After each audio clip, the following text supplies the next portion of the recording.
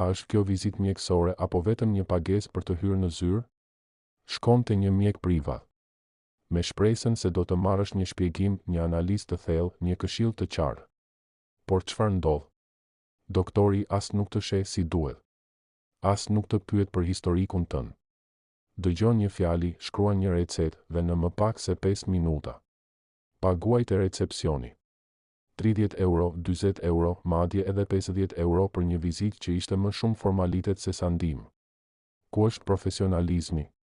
Ku është kujdesi? Ku është përgjegjësia njerëzore për dikë që vjen me shqetësime shëndetësore? Nuk ka as faturë. Nuk ka as garanci.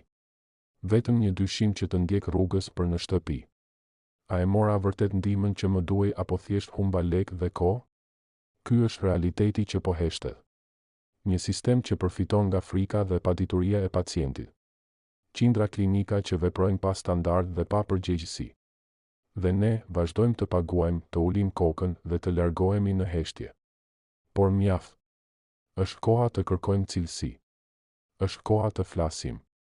Të mos na bëjnë më të ndihemi fajtor që kërkojmë trajtim të drejtë. Sepse shëndeti nuk është biznes. Është jetë.